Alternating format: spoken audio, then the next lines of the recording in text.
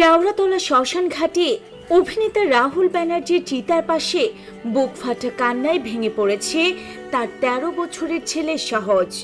হ্যাঁ ভিউয়ার্স, কাঁদতে কাঁদতে সহজ বলছে, জেঠু আমার বাবাকে এনে দাও, বাবা বাবা। এমন আত্মচিৎকারে শ্মশানের পরিবেশ ভারী হয়ে ওঠে। ভাইরাল হওয়া ভিডিওতে দেখা যাচ্ছে সহজ অসহায়ভাবে চিৎকার করে কাঁদছে, যা দেখে চোখের জল আটকানো দায়। ২৯ মার্চ রবিবার উড়িষ্যার তালসারি বিচে টেলিভিশন সিরিয়াল ভোলে বাবা পার করে গায়ের শুটিং এর সময় জলে ডুবে রাহুলের মৃত্যু হয়েছে। শুটিং চলাকালীন সমুদ্রের গভীর জলে নাচের দৃশ্য ধারণ করেছিলেন রাহুল ও তার সহ অভিনেত্রী শ্বেতা মিশ্র।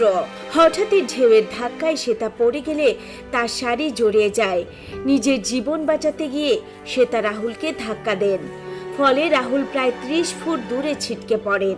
রাহুল তা সত্ত্বেও শ্বেতাকে বাঁচানোর চেষ্টা করেন এবং নিজে গভীর জলে তলিয়ে যান। দীর্ঘক্ষণ জলের নিচে থাকার পর তাকে উদ্ধার করে দীঘা হাসপাতালে নেওয়া হয়, কিন্তু ততক্ষণে সব শেষ। কর্তব্যরত চিকিৎসক তাকে মৃত ঘোষণা করেন। ময়নাতদন্তে জানা যায় তার ফুসফুসে প্রচুর বালি ও সমুদ্রের জল ঢুকে ফুসফুস দ্বিগুণ ফুলে গিয়েছিল। সোমবার বিকেলে কেওড়াতলা শ্মশানের রাহুলের শেষকৃত্য সম্পন্ন হয়েছে। তার ১৩ বছরের ছেলে সহজই বাবার মুখাগ্নি করে। স্ত্রী প্রিয়ঙ্কা সরকার ছেলেকে আগলে রেখেছেন। পুরো টলিউড শোকে এখন স্তব্ধ। অনেকে শুটিং এর নিরাপত্তা নিয়েও প্রশ্ন তুলেছেন।